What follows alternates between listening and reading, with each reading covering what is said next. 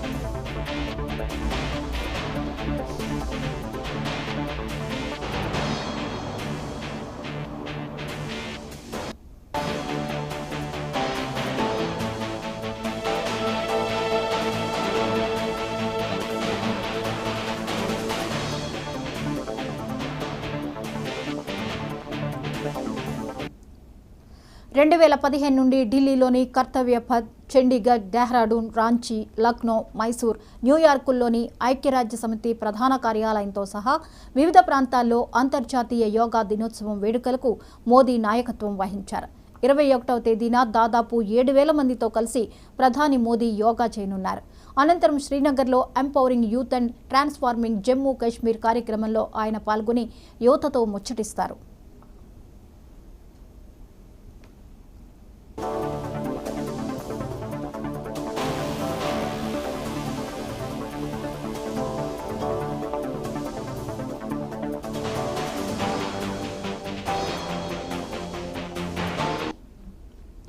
$1,500 కోట్ల విలువైన 84 ప్రాజెక్టులకు శంకుస్థాపన చేస్తారు.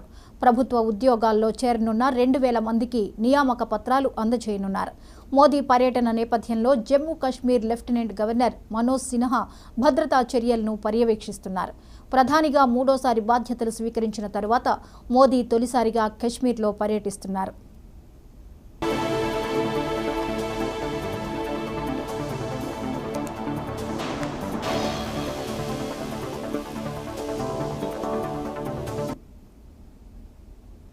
రాష్ట్ర మంత్రివర్గ సమావేశం రేపు సాయంత్రం 4 గంటలకు సచివాలయంలో జరగనుంది. ఈ మేరకు ప్రభుత్వ ప్రధాన కార్యదర్శి శాంతికుమారి ఒక ప్రకటన విడుదల చేశారు. ముఖ్యమంత్రి రేవంత్ రెడ్డి అధ్యక్షతన జరగనున్న ఈ కేబినెట్ భేటీలో ప్రధానంగా రుణమాఫీ, రైతు భరోసా విధి విధానాలపై చర్చించే అవకాశం ఉంది. పంటల బీమా అర్హతలపై మంత్రుల బృందం చర్చించనున్నారని సమాచారం. బడ్జెట్ సమావేశాలు, రాష్ట్ర కొత్త చిహ్నం తెలంగాణ తల్లి విగ్రహంపై